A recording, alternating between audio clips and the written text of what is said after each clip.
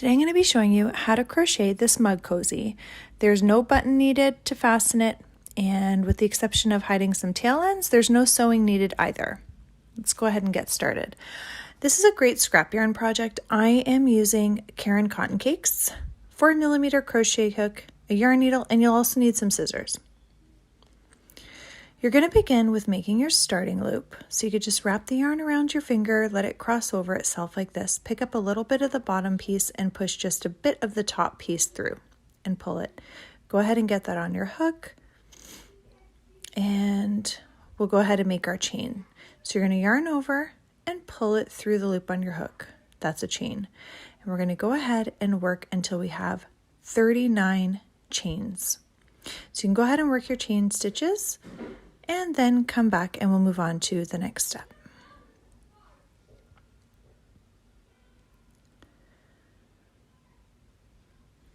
Okay, so now that you've finished your chain, we're going to begin the next step. Working in the second chain from your hook, we're going to do a single crochet. Push your hook through this chain, yarn over, pull up a loop.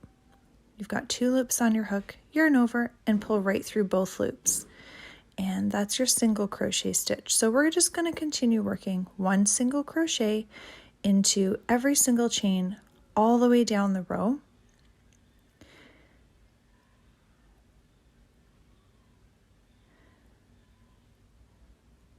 Okay, so just keep working your single crochets in every single chain all the way down until you get to the end. When you get to the end of the row, come back. All right, so now we're at the end. We're going to chain 1 and turn our work.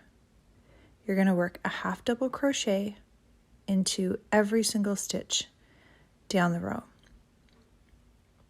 It's pretty similar to a single crochet. You're going to yarn over first though. Push your hook through the stitch, yarn over, pull up a loop. Now you've got 3 loops on your hook. Yarn over, pull through all 3 loops, and that's a half double crochet. So you're just going to keep on working your half double crochet stitches all the way down the row. And we're going to keep on working. It's like a 2-row repeat. So go ahead and finish your half double crochet row all the way down to the end, and then come back and we'll move on to the next step. All right. Okay, so now you're going to chain 1 and turn your work. We're going to work 1 single crochet into every single stitch all the way down. So this is now, we've just finished a 2-row repeat, which was 1 row of single crochet stitches, and then we did our second part of that 2-row repeat was half double crochets. You're going to go ahead and repeat this 2-row repeat. So 1 row of single crochet stitches, 1 row of half double crochet. You're going to repeat that 3 more times and then come back. All right, so now that you have finished those rows, you're going to chain 1 and turn your work. We're going to work 1 single crochet into every single stitch all the way down the row. Okay, so go ahead and work that to the end and then come back. Okay, so now that we're here at the end of this row, we're going to chain 10. So 1, 2, 3, 4, 5, 6, 7, 8, 9, and 10.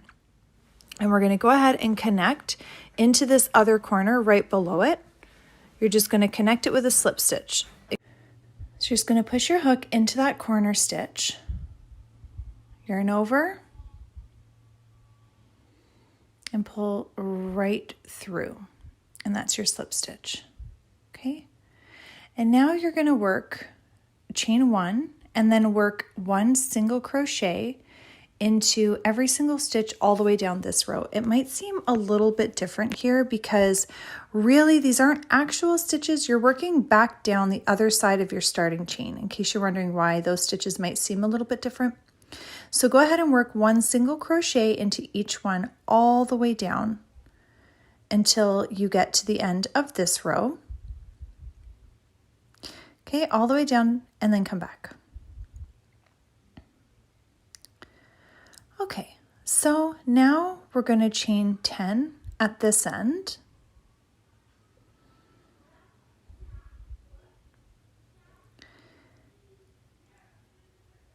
And we're going to go ahead and connect to the other corner right below it with a slip stitch. Easier to work in this corner because it's not where your starting loop was. Pull a little bit out to give yourself a bit of a tail end and go ahead and fasten off that yarn. And then grab your yarn needle. Go ahead and thread it. Don't mind, I know I'm using one of my large ones. I just couldn't find my smaller ones at the moment for the video, so. All right, and we're just gonna go ahead and weave the tail end. You don't even have to hide the entire thing. Just kind of weave it in and out of some of the stitches. It just is gonna give your work a good, secure finish. So we're gonna do this at both ends. Okay, just pull that through. And go to the other side where your other tail end is. And you're just going to do the same thing on this end. So you can go ahead and thread your yarn needle. And you're just going to weave it in and out of some of the stitches there to just complete it and secure it as well on this end.